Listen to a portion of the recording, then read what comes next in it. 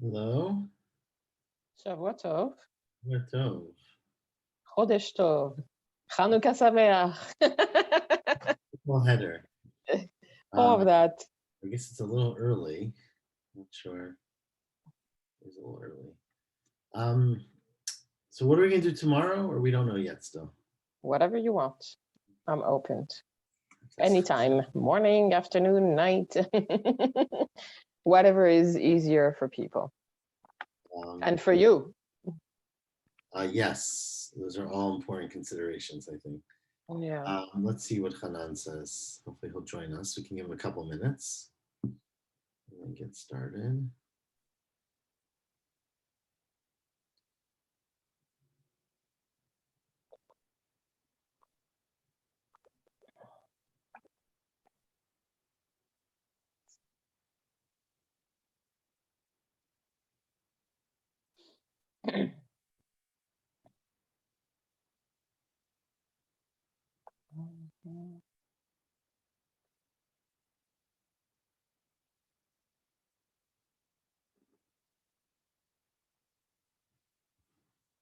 Do one more minute, then we'll get started. It's all right. Don't worry about it.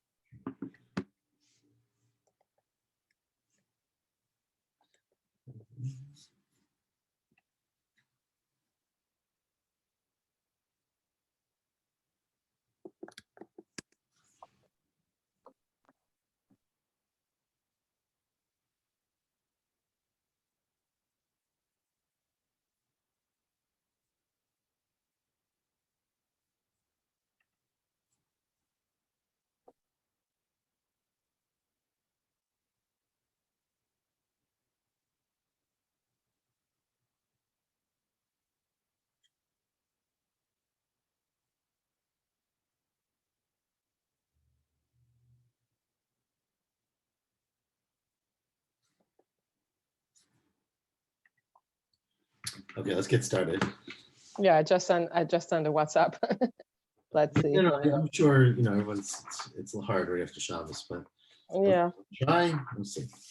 Okay. Today's So it's 22, right? Chafbet? It's 22. Yeah. I went all the way to, let's see. I went through Havaka Halsha. Okay, first wide line.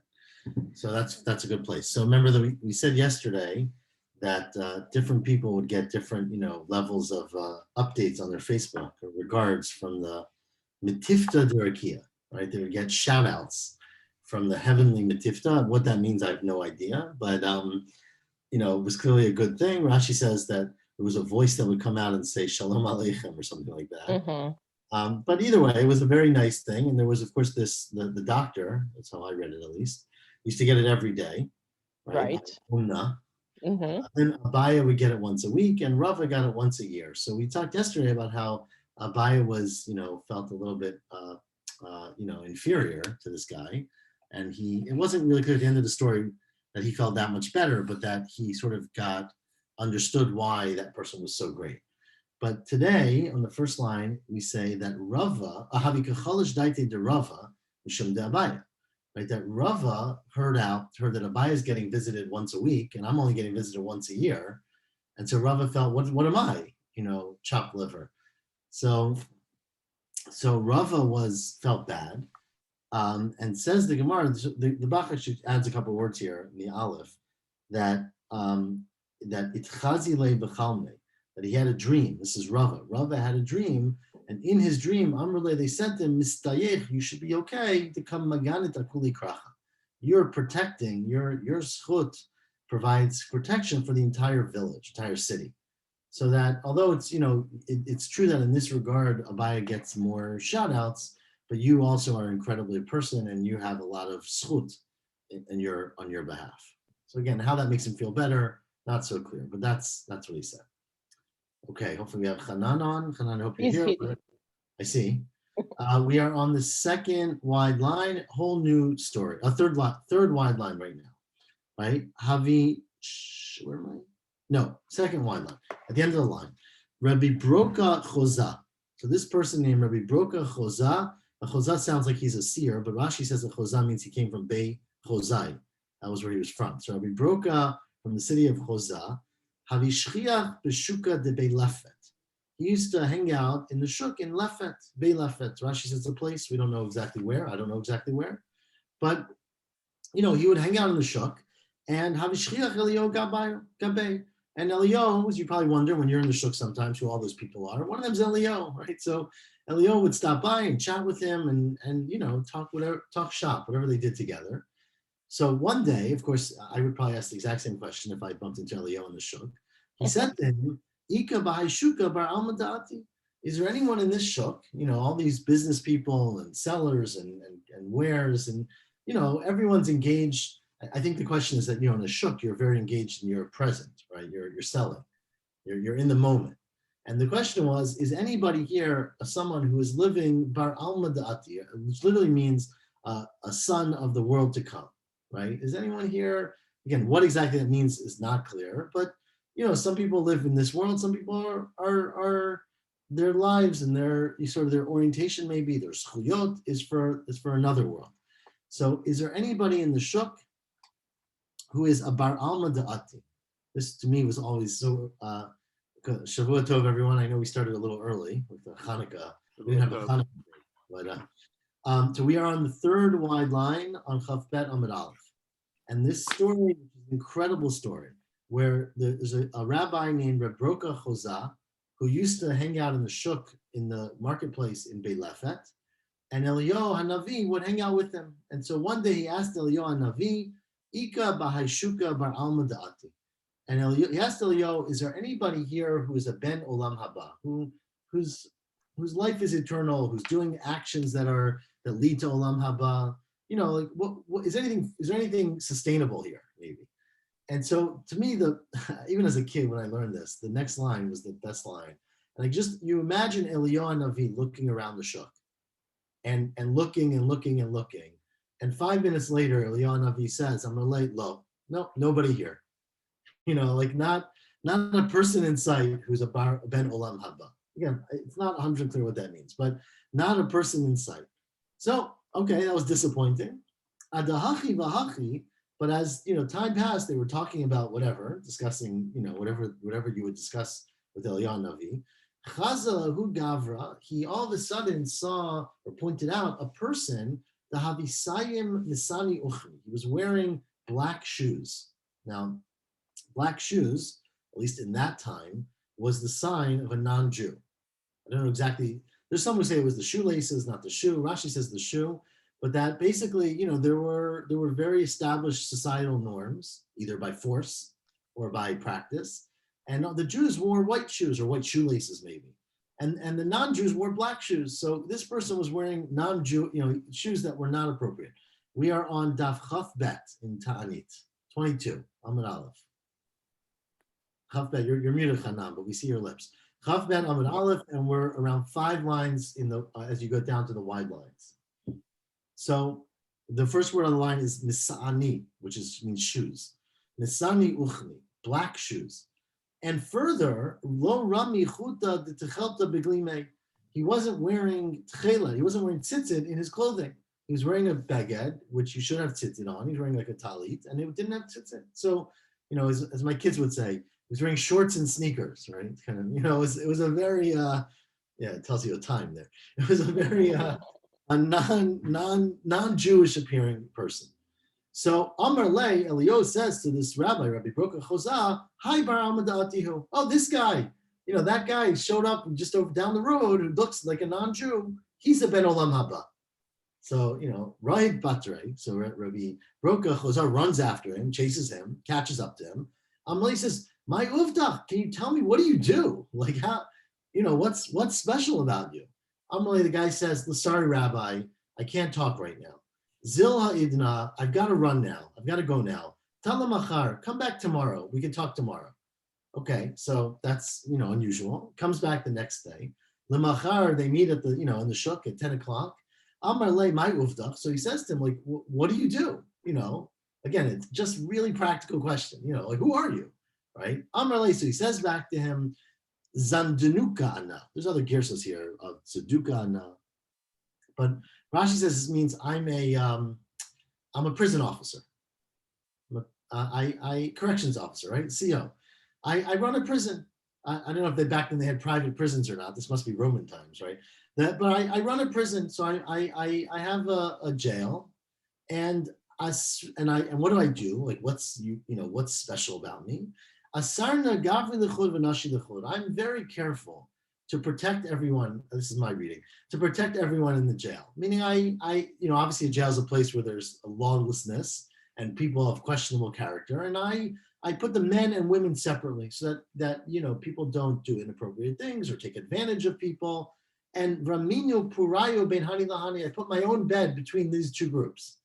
So I put my, I don't think they had many cells maybe, but maybe it's a big room. And I put the men on one side, the women on the other side, and I put myself in between to protect everyone's, let's say, everyone's body.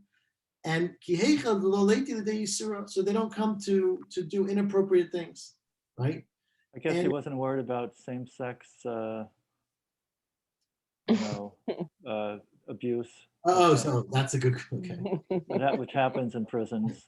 Yes, so I that is a fair point. I can't tell you more about his prison, but that's what it says. Further, Ki Chazina Bat Yisrael. Remember, this was not necessarily a Jewish prison, right? This was anyone who's in prison. But if I saw that there was a Jewish woman in the prison, and Yavu Nachum Maleh Inayo, and that the non-Jews in the prison, looked at her as if they were going to rape her or take advantage of her or do inappropriate things. Masarna nafshayu matzilnala. I would sacrifice, I'd be moser nefesh to save her, to protect her. So I went out of my way, which again was probably a very challenging thing in the prison environment, but I went out of my way to protect her. For example, this was his example. Yuma chad havit na'ara murasa gaban. There was once a young woman. Na'ara murasa literally means a young woman who's engaged, right? So a woman who's already muras to be married, which probably in those times, similar to some societies now, could be, at the age of 6 or 10, and then you get married, much later. But either way, we don't know her age. We don't know what her crime was. But well, if she was 6, she probably wouldn't be in jail. I agree. I'm saying, but it could be, meaning she was. It wasn't like she was the day before her wedding necessarily. She was a betrothed woman, though. Right. She was already for a person. Whatever reason she was in jail, it doesn't give you that detail. But she was there, and Yalva Beinachar Meinayo, and the non-Jews, were whatever, wanted to start up with her. So what I did was Shakli Dordaya de Chamra. I took the Dordaya is the thing at the bottom of the barrel, the shmarim. Dregs. The dregs, thank you. I took the dregs of the wine, the shadila b'shipula, and I threw them on the skirt, on the curtain of the bottom of her dress, of her skirt, so that it was red on the bottom. So she basically had a stained clothing. The Amri, and I spread the word Distanahi, that she was in Nida, that she was in menstruating, right? And so in the prison, they have some, they're not going to go near a menstruating woman. Again, really? It's cultural. I guess the point was that I go to whatever creative lengths I have to go to protect the integrity. Mostly it's focused on sexuality here, but integrity both of people. First thing had nothing to do with Jews, right? It was men and women. But also specifically, I look out for the Jewish prisoners, okay? And this is a bar olam haba, right? This is what Elio was really impressed with.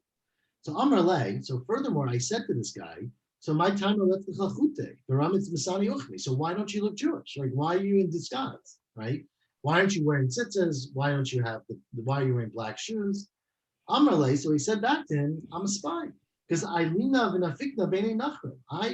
don't present as a Jew. I go in and out among non-Jews as if I'm one of them.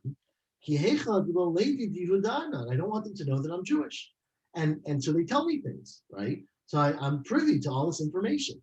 When they make a decree, so I get the first knowledge and I can tell the rabbis. And they could pray and they could do whatever they have to do, whatever shabbos they have to do to cancel the decree. And further said Rav Broka, so why didn't you tell me all this yesterday? My time, my uvda. Why when I asked you yesterday, what do you do? And you told me, I can't tell you. Amartili, you said to me, Zilha idna v'tala machar. Go, I'll come back tomorrow. Why? So I explained to him, look, I was on a super secret mission. Yesterday by Hishaita, I had just heard that Gazri Gezerata, that there was a decree from the government, and there was fresh news. And so I had to run and tell the Chachamim. I couldn't stop and chat with you. I mean, I'm happy to talk today. Nice to get a coffee. But I was on a big mission yesterday.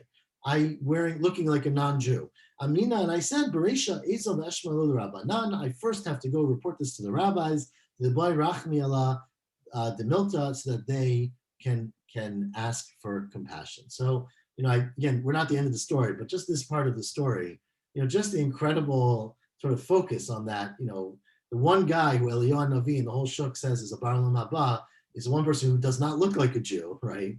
Who doesn't even act like a Jew. He works in a prison, focusing on very difficult situations, but obviously he's taking extreme personal sacrifice by being undercover, by, as he says, protecting people in order to help other people. So that was the person. As the story was unfolding, maybe adahachi v'hachi, as the story was going, atu hanach trei achi, two brothers. James, I don't know if you need the place, but we're like almost smack in the middle of the page. Ati or Ach? So on the side, you see it changes to achi. The other gears would be hani trei ati, that two people came, but they like the brothers on the side. You see, it says Svarim Achirim have achi. So, anyways, two people showed up, and Eliyahu said to 22a, 22. The Eliyahu Navi said to Rabbi Broka, Amarle Hanach Nami b'nei Amadati Ninu. Oh, these two guys, assuming they're brothers, but this band of people, they're also people from Olam Haba. Again, they're not from Olam Haba. They're b'nei Olam Haba. They live lives that make them connected or make them part of Olam Haba. So, of course, Rabbi Broka ran over to them. Azul Gabayo, Amrulu Mayav Dutachel. What do you do? Right? Why are you so special? Amrulay, and they said, and no one would expect this answer, Inshi Baduchianan. We're clowns. Okay? Baduch, right? A badchen is probably everyone knows, right? That's the terminology. It's a joker, a person who makes fun, who makes light of things, who makes jokes. So we're comedians. And Mavdechinan Atzivi. It's our life mission. We see people who are depressed, who are sad, and we try to, we I don't know. Stir them up. We have an act that makes them happier. Inami, or else, ki chazinam beitrei ditlei tigra badayo. Right? If you see two people who are super serious and fighting with each other, spouses or whatever, any two people, it doesn't have to be that. Tarchinan vavdina lushama. We're able to lighten the mood. And so and it's work, obviously, as everyone knows, right? We make an effort to make everyone get along together. And so by telling some good jokes and having some good YouTube videos, we are able to make the world a happier place. So Rashi here quotes the Mishnah, of course, that we say every day, which is, and we remember where it is in Rashi. Shahin Devarim Shadam Uchal Peratim B'Olam Hazeh V'Ken Kayemet. That's one. Yeah, but I'm missing the Rashi. It's Ad Da'ati Shlema. That one of them is Hava'at Shalom Min Adam L'Chaviro, right? That one of them, which is the Mishnah and Peah, morning, is bringing peace. So that's what he was engaged in. So, anyways, it's a phenomenal story. This is a whole critique on religious, kind of people who just think, just follow the halakha. Correct. I agree. I think there's no question. This is a big. That this is a very strong critique. Well, I mean, especially the first one, who his whole thing was that he didn't look Jewish, right? That he was not. Right. Yeah, 100%. And he might not be Torah and mitzvot either. Correct. Probably not. Nothing about it discusses that. Correct. Anyway, he clearly wasn't doing tzitzis, right? So anyway, so that is the Gemara. I love the story. It's a great story. But let's continue. He had a job that he wasn't sitting in the Beit Midrash all day. Correct. Continues the Gemara now halfway down at the two dots. Al elu matrim b'chol makom. Back a little bit. We'll get back to Agadata pretty soon. Don't worry.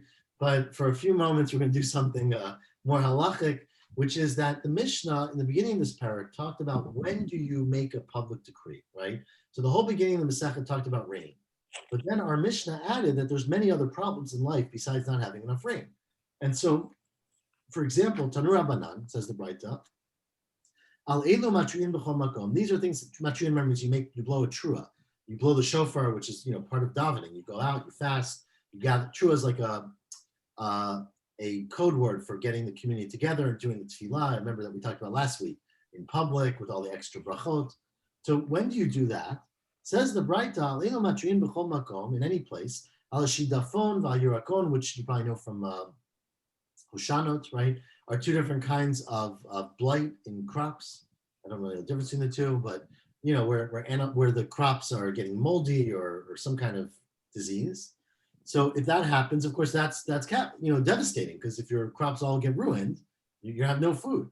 Or arbev v'chasil, or different kinds of locusts or pests or bugs that eat the crops, because again, the same thing, as we know, they'll devastate it.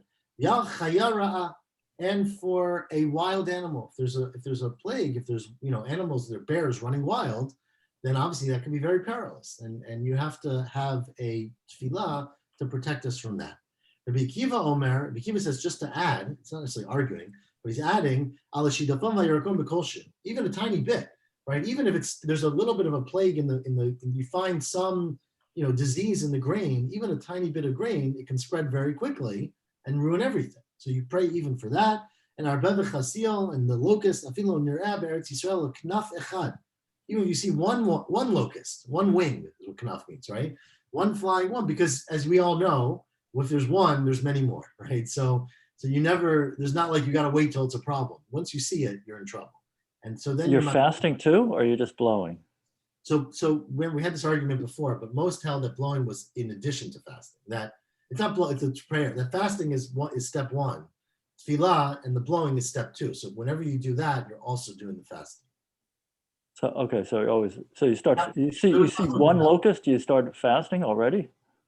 So I don't think that this is the practice today, but I guess no. But I mean, that's what he's saying. But yeah, I mean, if you're in a place where that could mean a real threat to your whole food supply for the year, then you start doing it right away. Right. Maybe it was only a certain species. It could I'm sure they had a lot more knowledge than I do about what. Yeah, they had the kosher ones and the non-kosher ones. The pathologic ones. Continues the kosher ones didn't eat the crops, only the non-kosher ones. What is a chaya ra'a? What kind of wild animal do you have to be worried about? Now, again, in the age of guns, maybe none of this applies, but back then, it was if there was a wild animal, if there was a lion roaming through your village, which I think still exists to some extent in remote villages in Africa or something, an animal makes it in, and you're in big trouble.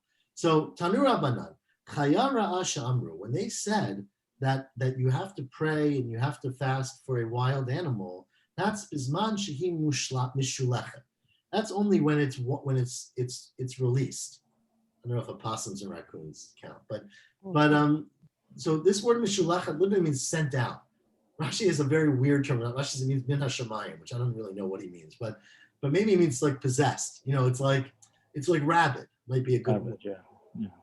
Right, that the animal is not a normal animal. It's a threatening animal. I'll use the word rabid, but not literally rabies, right?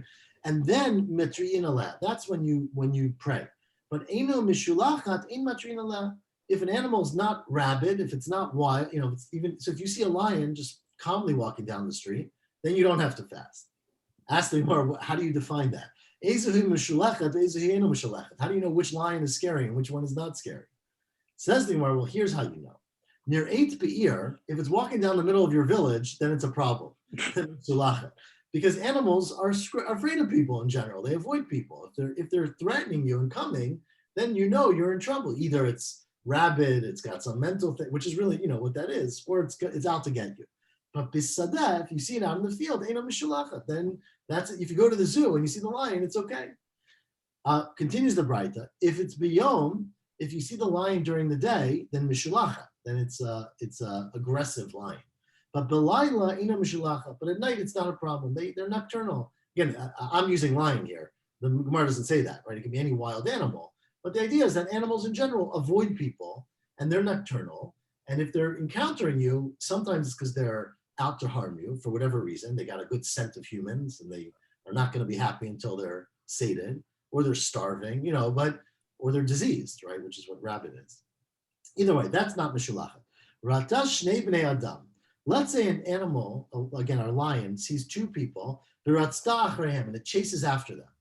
If the animal chases after you, that's an angry animal, mishulacha. Then it's a rabid animal. But if it's nichbeit mipnehem, if it hides from you, then ain't a mishulacha. Then it's not a dangerous animal. It's a smart animal, right? It knows that it's got to hide. If it's tarfa shnei bnei adam v'achla echad mehem, let's say you have a lion, it kills 2 people and eats one of them, but doesn't eat the other one. So then you know you're dealing with a bad lion, right? Because it's clearly not starving or would have eaten the other one. It must just be angry. And then it's mishulacha. But if it's achla shnehem, if the lion eats both people, then inu mishulacha. Then just stay away from it, but it's not coming out to get you. So if you see a lion kill 2 people, you have to hang around and see how many it eats. Well, correct. Wait, it's worse if it doesn't eat both of them? It's worse if it doesn't eat both of them, because if it eats both of them, it means that it was just starving. It didn't find any food in the wild. It came and ate some people. It's done. It's going to go back. But if it kills kills them and doesn't eat them, then you worry that either it's got it's threatened by people. You're living too close to it. It made its nest in it. Whatever the reasons are, or it's rabid, or it's just. What if there was 2 small people? Or 1 big person and 1 small person? You just might not know until you get the third person. Furthermore, it finishes the Braita. Aldan ligag, if the animal climbs up to your roof, and it takes the kid out of the carriage, right? What do they do in Australia, right? The kangaroos take the babies. That's the famous one. So then that's considered to be a mishulach. Dingoes. The dingoes, sorry, the dingoes. Thank you. So if the animal climbs up to your roof and takes the baby, which you put on the roof because you were afraid about the animals, right? Takes the baby out of the carriage, then that's a wild animal, meaning it's a crazy animal, and you should pray that it doesn't come take the rest of your village. So that's when you should start praying. Now, ask the Gemara, for those like James who are worried about the particulars here, some of these things in the Braita don't add up. Haguf akasha. Some of these things just internally don't make sense. First, you said Amrit nireit be'ir mishulach. If you see an animal in the middle of your village, then it's a crazy animal, and you should pray. That implies lo shna b'yom, lo shna b'layla, anytime, day or night. Then you said if you find it during the day, hadar amrit b'yom mishulachat, but b'layla ina mishulachat. So is the night okay or not okay? This is where lo kasha. Hachikama. This is what we mean to say. If nirata be'ir b'yom mishulachat. If it's walking down the street in the middle of the day, then it's an animal that doesn't care. You're in big trouble. You better start praying. I guess today we'd probably get the gun out, but back then they would start praying. But if it's be'ir balayla, if it's just at night, just going through your garbage cans at night, that's normal. It doesn't mean it's going to attack you. It just means that it's an animal that's near the city. Inami b'sadeh afilu b'yom inu mishulachat. Or else, if you see it outside in the fields, then even during the day, that's where the animals live, right? If you're going on safari, you see a lion. That doesn't mean it's going to attack you. It just means that that's where it lives. Right? So then you said if it sees 2 people and it runs after them, chases after them, that's a crazy animal.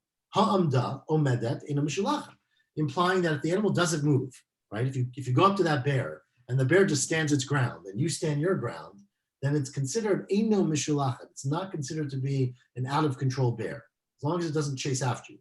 That's the implication, right? But then you said, Hadar Amrat, the next case was, nichbeit mipnehem, that if it hides from you, then it's not considered to be crazy, eino mishulachat. Ha'omedet mishulachat, implying that the middle ground, right, if the bear runs away, it's not crazy. But if it stays there, that you have to worry about it. Says the Gemara, well, depends where you see the bear. Right? If the field is next to the swampland, I guess, or the area where the animal, bear might not be the best example, but where the alligator likes to live, then it doesn't need to move, because then it knows that if you come closer, it's close to its home. It can escape very easily. So the fact that it didn't move doesn't mean that it's an aggressive animal. It just means that it's a smart animal. But kan b'sadeh she'eno smucha la'agam. Here, but the other cases where there's a field that's not close to the agam, so meaning it's a wide open field. In that case, if the animal sees you, it's supposed to run away. And if it doesn't run away, then there's something rabid about that animal, and you gotta be scared, and you should start praying. Now, the final case we said was tarfash shnei bnei adam ke'achad v'achla mehad echad mehem mishulachat. If it kills two people and eats only one of them, it's a wild animal, crazy animal. But shneim eino mishulachet. This is where you just said that if the animal chases you, it's a crazy animal. Now you're telling me if it chases you and kills you and doesn't and eats you, it's not a wild animal, right? So how does that make any sense? How amrit afilo ratzta? You said even if it chases you, it's a wild animal, a crazy animal. Amar Papa kitanya hiba agma. Again, it all depends on the context. If you go on safari and you go in the middle of the pride of lions and put yourself right there and it chases after you and eats you, that's not considered to be a crazy lion. You're an idiot, right? You walked right into its agam. So that doesn't mean that the people living in the village have to worry about the lions. They just shouldn't go on safari, right? So it all depends on the context. On, are you threatening the animal? Is it hungry? Does it have access to you? And the requirement to pray depends on whether it's a threat to people. So ultimately, again, these are very specific cases, which I don't know where they applied. But So if two people went on safari and they ate them both, then don't it's necessarily assume that the animal's going to come chase after other people because you just assume that it was hungry. right. Okay, so it's not the one or two, it's where it was. It is the one or two. If it only eats one and not the other, then you worry that this is an animal with anger issues or something. So Even if it's a safari situation. that's the implication, right? Because it didn't. The fact that it didn't eat the person it killed means that it's just killing for no reason. Again, the point here is that obviously every situation is individual, but what you have to determine what's threatening and what's not threatening. Fine. Well, one more case. Sorry, we're not done. Gufa alta legag v'natlat tinok me'arisa mushulacha. We said, if the dingo walked up to the roof and took the child, it's a wild animal. It's a crazy animal. So pshita, that seems pretty obvious, right? Amar papa kikuvi ditzaidi. It's telling you, even in a case where you have one of these hunters' huts. I'm not sure if you guys do know this, but it's deer season now, right? And bear season. So these people go out to the woods and you build a little shelter around yourself so the animals don't see you, to spy on them, to catch them. So that's what he means. Then they had a little lean-to, and of course you brought your baby out for your deer hunt, right? And the baby needed some fresh air, so you put the baby on top of the lean-to, and the animal came and found it. A blind is what I hear. Okay, not a word I'm familiar with, but so that is the chiddush, is that even though it's not really a real house, it's a very, maybe the animal thinks it's a tree even, it still shows you that the animal is quite committed if it climbed up there and took the baby. Okay, back to our Mishnah. The Mishnah said that the next thing you have to pray for is al cherev. If there's a sword, if there's an army marching through your village, you should pray right away, right? Get in shul and start fasting and davening. Says the Gemara, Tanura Banan, 3 lines from the bottom. Cherev shamar ino tzarich lomar cherev sheino shel shalom. Right? When we say you have to pray if you have a sword, an army coming through your area, we don't need to tell you that if they're not coming for peace. Meaning if they're coming to attack you, right? If you live in Ukraine and they're coming to get you, then of course you've got to pray, right? Because they're coming to attack you. Even if they say, oh, we don't want to attack you. We just want to travel through your land to get to, we're coming through Riverdale to attack Yonkers, right? So even so, get to shul right away, because there's always danger that when an army comes through, they're not going to treat you all so kindly. Because the historical case, this is one of the most tragic stories in all of Tanakh, right? The story of Paro Necho and Yoshio, where Yoshio, again, just to give the background, the Gemara is going to quote some of the psukim, but Yoshio was a very late king of Yehuda, a great grandson of Chizkiyo, grandson of Menashe, who took over from some very bad kings and was the one who was, as the pasuk says, Shav el Hashem b'chol libo, right? He went back to God with all of his heart, b'chol mimono, in ways that no one ever was before. He had he's the one who found the Sefer Torah, rededicated the Beit HaMikdash, led to this tremendous rebirth, let's say, of Jewish practice in the end of the first Beit HaMikdash. And he thought that he was, very close to God, which maybe he was. But then, Paro Necho, who lived in Egypt, of course, there is a very long kina about him, yes. Ikonem Yirmiyo al Yoshio, right? So we're going to read about Yirmiyo in this story today. We'll get there. So, but very good So Yoshio, right, Paro said, I want to attack. I heard actually a new shot in this year, but I want to go to Ashur, right? I think is where he was going, or he was going not to Ashur, to Syria. Maybe he was going to Ashur. Anyways, I want to go north through you, and Yoshio said, no, I don't want you to come in my land, right? And of course, the way the story ends is that Yoshio was killed. So the Gemara is saying, even in that kind of circumstance, which is not a great proof because Yoshio did go and try to stop them. But the point is that even when you have a king coming through, not for the purpose of attacking you, it's a dangerous thing. What's the story? Let's read the Gemara. That there's no Cherev shel Shalom more than Paro Nicho. Afal Pikein Nichshal b'Hamelech Yoshio. Still, Yoshio was killed in the story.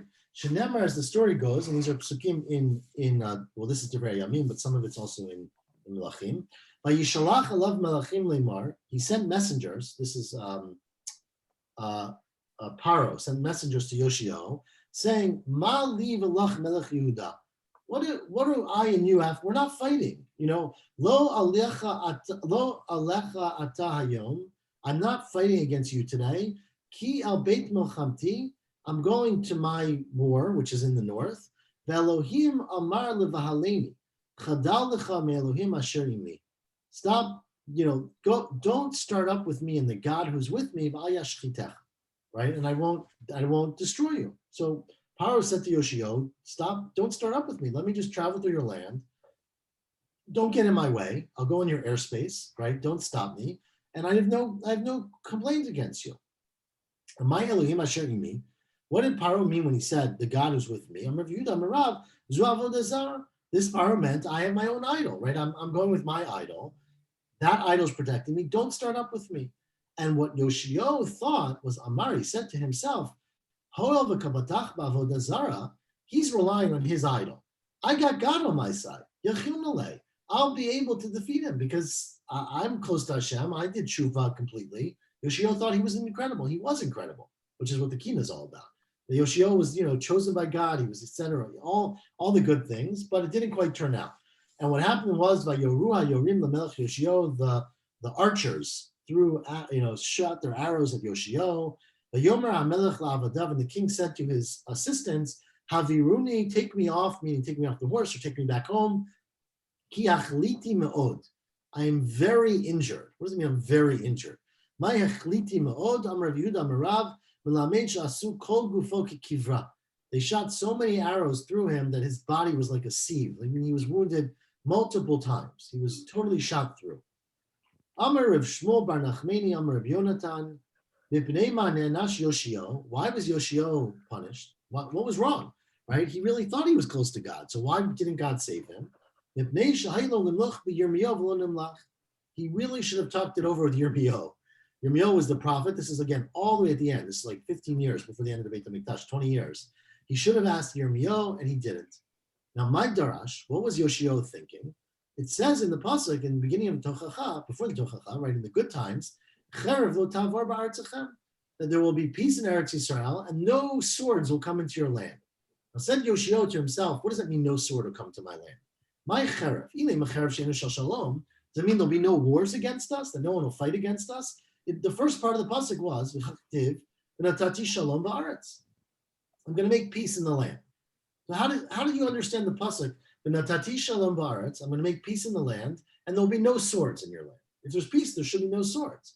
Said Yoshio, it means that not only will there be peace in my land, but there will be no one even walking through the land who's coming to attack someone else. There'll be a totally demilitarized Israel, right? No one will be able to come with any weapons. So that was, and Yoshio makes a lot of sense, right? So Yoshio made that drasha. That's based on Vayikra. Sorry?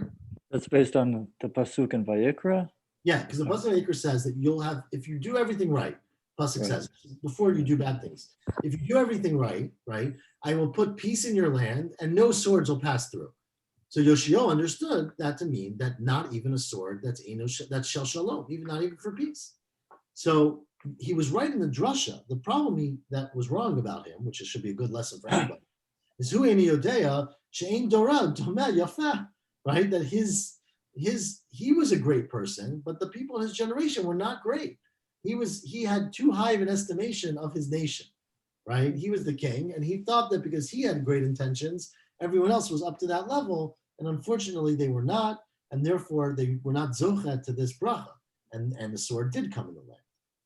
Anyways, end of the story. Kavinicha nafshe. When Yoshio was lying there on the battlefield or back home dying, Chaza Yirmiyo sifvate the kamarachshi. Yirmiyo saw that he was speaking. He was whispering things with his lips. He was talking. He was trying to, say something. And so Yirmiyo was concerned. Amar Shema Chas v'Shalom Milta Dloma Hanga Amar Agav Tsari. Maybe because he's dying and he's in pain. He's criticizing God or saying something wrong, going back on his tremendous, good deeds. So Gachen v'Shame, he leaned down to listen, and he heard the Kamatztik Aladina Nafshe, that in fact Yoshio accepted full response. He said, I trust God, I did something wrong, I matztik the din. Amar, and that's where this pasuk in Eicha, that Yirmiyahu wrote, that he said about Yoshio, Tzaddik hu Hashem ki pihu mariti. Sorry, that Yoshio was saying, God was righteous because I was the one who rebelled. Patach aleva hishaita, and then Yirmiyahu opened his mouth and said, Muach apenu Mashiach Hashem. Unfortunately, he was dying as he said this. That you are the Mashiach of Hashem on your deathbed. It would have been better if he was a living Mashiach Hashem. But that's what Yirmiyahu said about Yoshio. And there is, of course, a very famous kina, as James said, Vayikonen Yirmiyahu Yoshio, how Yirmiyahu mourned Yoshio, because this was viewed as being really like the final seal in the Churban, that when they lost Yoshio, it was all downhill from there. So that kina takes the story that's here in the Gemara and expands on it or plays off of it, right? Yeah. And this is not the only one. There's other Midrashim about this, but yeah, the kina builds on this whole story. Wow. Ibaylu. What was her? Masav Yarduz Zikneim Yerushalayim L'Arayim. Ibaylu. Ask the Gemara. This is a story in the Mishnah said. This story is found in Jeremiah. This story is not found in Jeremiah. Well, part of it. I mean, I'm sorry. It's a much shorter version of Jeremiah. The interaction between Paro and Yoshio is not in Jeremiah. It's in Melachim where there's a story. Jeremiah doesn't show up at all. I don't think. I'm not sure if I know a whole Jeremiah, but I don't think so. I think it shows up at the end of Melachim when it talks about killing Yoshio dying. But I don't remember. I'd have to look. Actually, it's a good question. Anyways, let's continue. We're 3 lines from the last of the narrow lines. The Mishnah said that if they saw enough grain to fill up a tanur, that's when they would fast, if it was blighted. So Ibaylu, ask the Gemara, Kimalei tanur tfu'ah, o dilma kimalei tanur pat. You mean full of a tanur of grain, which would be much more than bread, because bread, remember, is put on the sides of the tanur. So if you have a tanur, you could put 6 pitas around it. But if you fill up the whole inside with grain, you could fill up many liters in there. So which one is it referring to? Filling up the tanur or putting bread in the tanur? Tashma, so the Braita says, Kamalei pi tanur, not the inside of the tanur, the surface, which is where you make bread, on the mouth. Adayin tibaylu, but still we had a question, is it kikisuta de tanura, is it a space to cover the opening, which, let's say is 6 inches across or 12 inches across? Odilma kidara derifta the hadale the pume de tanura. Is it like a row of bread, dara means a row, of bread that you put at the mouth of the oven, meaning you put a pita at the entrance, or whatever, bread at the entrance to the oven, and you could stack others on top of it, which would be a larger shear. So it doesn't mean that. Teiko, anyways, we didn't know the resolution of that. What's the case again? The case in the Mishnah was, remember, that they went down to see how much grain there was, and if there was a certain amount of blighted grain. Oh, then blighted grain. Okay. Yeah, blighted grain. So the question was how much. Okay. Continues the Gemara, Od Gazru Tanit al Sha'achlu Ze'evim. They made a Tanit once because there was a wolf that ate some people. Again, this is one of the wild animals. Amar Ula Mishim Reb Shimon Yotzadak. Again, I don't know why we have this story here. Because of the wolves. But Maseo Balu Ze'evim Shnei Tinokot. There was a story, and this was like this is how they would scare the children. Don't go out at night. Because there was once a story where a wolf swallowed up 2 young children. That's a big bad wolf. There must have been very small children. And hikiun derech beit harei, and they actually passed through the wolf almost without being absorbed, and they came out as stool. So they must have been very small babies, which heightens the story. Obama said chachamim, And of course, the question the Chachamim was, are they tahar or tameh? Oh my Because God. obviously a dead person is tameh. But it's something, if an animal eats a person and has a bowel movement, that's not tameh. It's transformed from a person to stool. So these babies that came out the other side, were they still considered babies or not? And so the Chachamim's psak was tiharu et basar, that the meat, the flesh that came out was tahar, because it had to be absorbed by the juices. And even though Rashi says it must have been several days, so it has to sit in the wolf's stomach for several days. So it was already digested, at least partially. But timut atzamot, but they said the bones were tameh. Because since the bones were not digested at all, they just came out whole. Again, it must have been a very small baby. They made it tameh. Isn't it etzem from a dead person? That's automatically tuma, isn't it? A bone. A bone. Yeah, so there was tameh. Yeah, but if an animal eats a bone and then has a bowel movement, Oh, I it's not see. a bone anymore. Right, I Yeah, see. right. Anyways, continues the Mishnah al elo matrim b'Shabbat. You even do this. Remember, we talked in the Mishnah about even on Shabbat you would blow and pray for certain things. Tanura banan. Let's say Ir Shikifu Nachrim. You have a city that's surrounded by a warrior by non-Jews who are coming to kill it by the Crusades. O Nahar, or there's a river, right, coming and overflowing. It's in the middle of a herd. The they add the word echad. The echad stvina mitaref b'yam. Let's say you're on like Yonah, right? You're on a boat that's sinking in sea. Echad yachid shenirdaf b'nei nachrim. Or you're an individual who's being chased by non-Jews, or mipnei listim, or the mafia's got on your tail. Umipnei ruach ra'ah, or you're being chased by an evil spirit. She says, you go out of your mind, and you have no control, and you're running around, and your life is in danger because you're going to run into traffic, or you'll go somewhere unsafe, right? So in all these cases, al kulan yachid rashai l'sagefet atzma b'tanit. For all these things, an individual, again, before. This is, I'm assuming you're not at Tzibor yet. It's not that level. Any individual who hears about this terrible tragedy, they can fast themselves. They can make a fast and say, I know there's a terrible war threatened. I'm going to fast for that. Rabbi Yossi Omer, Ein hayachid rashai l'sagef tatzma b'tanit.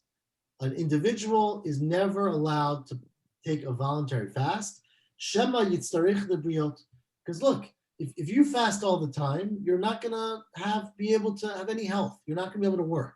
You're going to end up needing charity. You're going to end up being sick and needing other people's help. And people are not going to have compassion for you. So it's better for you not to weaken yourself by fasting.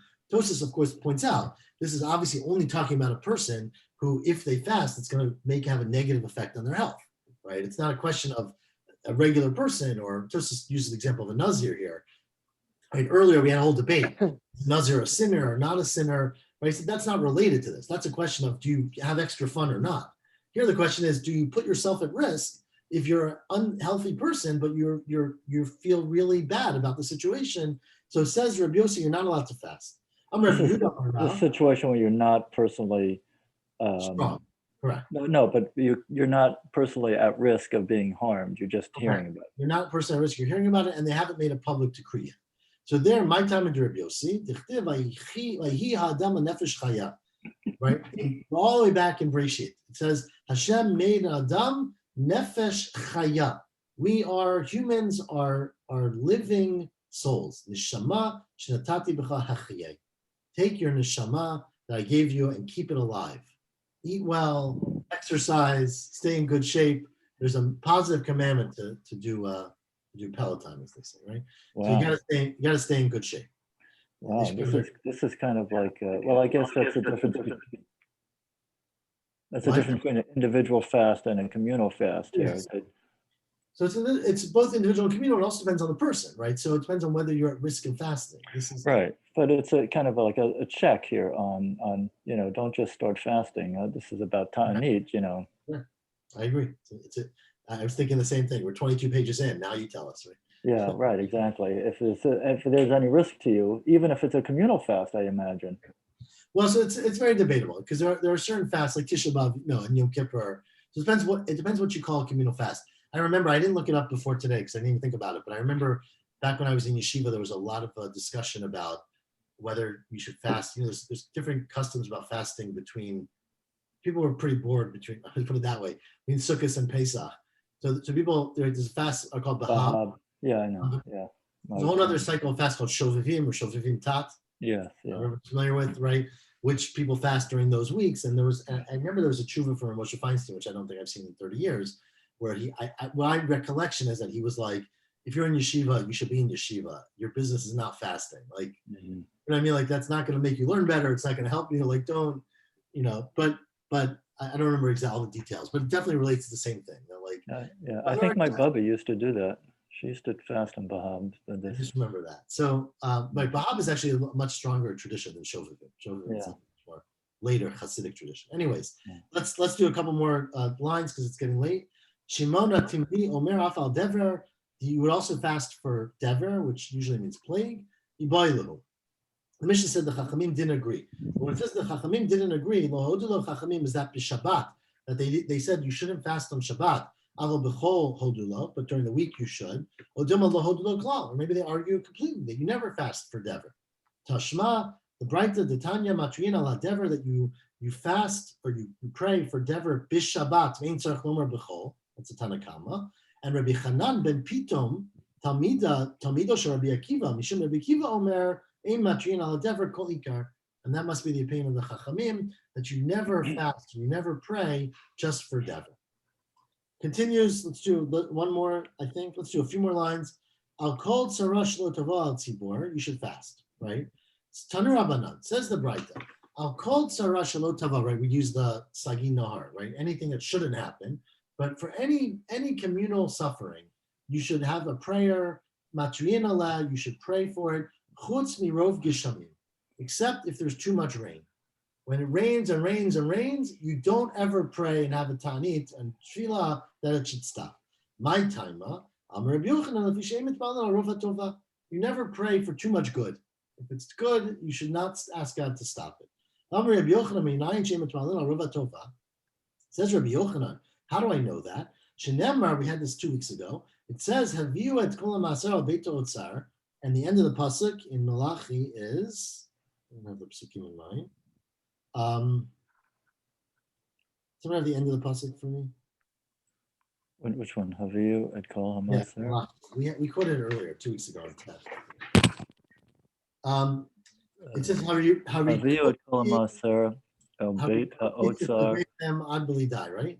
vayehi taraf b'veiti u'v'chanuti na bezot amar Hashem tzvot im lo aftach lechem et arubot hashamayim harikoti lechem bracha ad bli dai. There you go.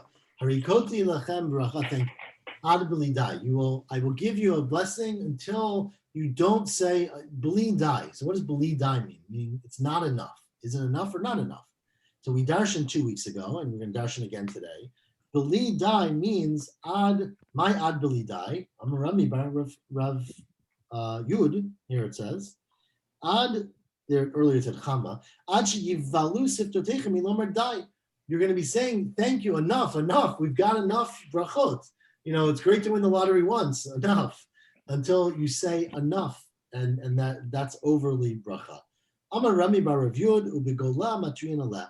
Although it's true that the Mishnah says you never in Eretz Yisrael say it's enough rain, outside of Eretz Yisrael we do fast for too much rain, because again, this was their understanding of the agriculture, the ecological. Is that in Israel, I guess if you just have rain and rain, it'll flow down to maybe the Dead Sea, or I don't know where it's going to flow. But outside of Eretz Yisrael, you could certainly have places that get huge, huge floods and would be very damaging. And therefore, you can pray for it to stop. Tanya Nami Hachi, so we learn the same thing in the Braita. Shana shegishmem merubim. If there's a year which has a ton of rain, right? There's lots and lots of rainfall. Anshe mishmar shochin anshe ma'amad. The Anshe Mishmar, remember these were the Kohanim in the Beit HaMikdash, would send a message to Anshe Mamad, who were the Bnei Yisrael and Levi, who would come and sort of pray while they were doing the Tamid. Tenu einechem b'achechem shebegola. You should put your eyes, meaning assign your prayers, pray for our brothers in the Gola, which usually means Bavel, shelo yehei batehem kivreihem, so that they don't drown, so that their houses don't become their graves, that they don't, the water go above their house. We're going to stop here. Okay, we'll stop. Wow. That's That's amazing, given what we experienced here in New York and stuff. The amount of rain. Yeah, no, so that's what it's saying. But I guess, I mean, even Eretz Yisrael, I guess there's some years where it rains a lot. That's too much. But Yeah, it does. No, I mean, they have floods, but they're not in the agricultural areas. I mean, they're more in the desert, I think. Interesting. Yeah. So Okay. Tomorrow, can we do 8 p.m. or we don't have any crowd? I probably, I'm going out to Brooklyn, so, you know, What I about may not be back. 8:30? What about 7:30 in the morning? I could do it probably. I mean, How about, but is there a maybe better we time can't. in the morning than 7:30? Should we do 7:30? James? I got a lot of thumbs up, so I'm coming to your house if I don't see you. Okay. I So mean, God willing, tomorrow morning, 7:30 a.m. If I'm a few minutes late, please be patient. I'm not Yeah. sure my work schedules yet, but God willing, 7:30 tomorrow morning, okay? Okay, great. Ellie, you, what was your favorite story in the doc? Oh, the first one, the one about when he asked, you heard the end of it. They asked Elio, is there anyone who's a Ben Olam Haba in the shuk? And he said first no. Oh, the The juggler. bigger part is the no. You know, this is like there could be 10,000 people there, and Elio like scans the crowd and says no. There's no Ben Olam. But then he found the guy. No, before the jugglers, before the clowns, there was a guy who was who dressed as a non-Jew and worked in a prison, and he tried to help everyone in the prison stay morally pure. Hmm. And he was an underground agent for the government, for the Jewish rabbis. So. He was the first Mossadnik. But just it was, as Hanan pointed out, I really do think it throws all your expectations of like who's a Ben Olam Haba, what's a meritorious career, who's the person you see, what do they look like? It throws everything on its head, and it's obviously on purpose. You know, there's no question. It's the Lamed Bavniks. Yeah, It's almost like the Lamed Bavniks. yeah, it's Yeah, amazing. yeah. Love it.